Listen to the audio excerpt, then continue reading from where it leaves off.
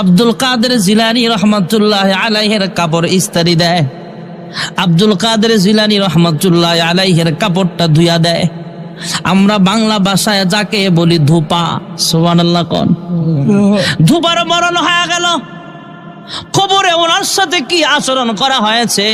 অন্য একজন আল্লাহওয়ালা স্বপ্নে দেখেছে ঘুমের ঘরে, স্বপ্নে তিনি বলেছেন আমার সাথে কবরে এমন এমন ঘটেছে। যিনি স্বপ্নে দেখেছেন তিনি কিতাবে লিখেছেন, আমরা সেটা পেয়েছি। দুবাকে যখন আয়েশা ফেরেশতারা প্রশ্ন করে, হ্যাঁ ফেরেশতারা, আল্লাহ পাঠালেন, হ্যাঁ ফেরেশতারা যাও কবরে যাও।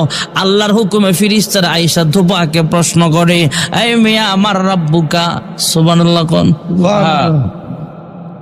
এই লোকটা আমার রব্বুকা ওয়া মা দীনুকা ওয়া মান হাজার রাজুলু আল্লাযী বুইসা ফীকুম, কবরের জগতে আমাদেরকে প্রশ্ন করা হবে কয়টা? আল্লাহর বান্দা ধোপা মানুষ, কাপড় ধুই কাপড় ইস্তারি দেয়। সে ডাক দিয়া কয় আমি হলাম একজন ধোপা। আর একজন ফেরেশতা ডাক দিয়া কয় ওয়া মা দীনুকা, কয় আমি হলাম ধোপা। সুবহানাল্লাহ কোন না। ফেরেশতা কয়, একজন কয় কি রে, কি ব্যাপার? ধোপা আমরা সব প্রশ্ন করতেছি, মার রব্বুকা, এক ধোপা কি হইছে, তুমি কিসের ধোপা? আমি বলতেছি বুঝেন না, আমি আব্দুল কাদের জিলানীর ধোপা। সুবহানাল্লাহ কোন। আরেকজন ডাক দিয়া কয় কি হয়েছে, ওমা দীনুকা, তখনও বলে আমি আব্দুল কাদের জিলানীর ধোপা। আবার জিজ্ঞেস করে ওমান হাজার রাজুলু আল্লাযী বুইসা ফীকুম, তখনও বলে আমি আব্দুল কাদের জিলানীর ধোপা। শুধু সংস্পর্শে থাকার কারণে মানুষের দাম কেমনে বাড়ে।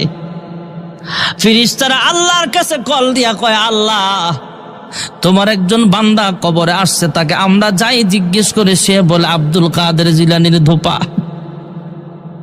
আল্লাহ তাআলা কুদরতি আওয়াজ দিয়ে জিজ্ঞেস করে, কিরে ধোপা তোমার কি হয়েছে?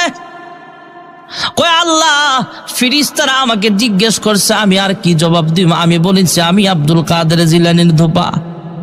আল্লাহ ফেরেশতাদেরকে বলে, হে ফেরেশতারা তোমরা তার বুদ্ধি তো বুঝো নাই, তার হিকমতটা বুঝো নাই। হ্যাঁ ফেরেশতারা তোমরা যে প্রশ্ন করছো তিনটা, এই প্রশ্নগুলা যদি আব্দুল কাদের জিলানীরে করতা তাহলে কি জবাব দিত? সুবহানাল্লাহ।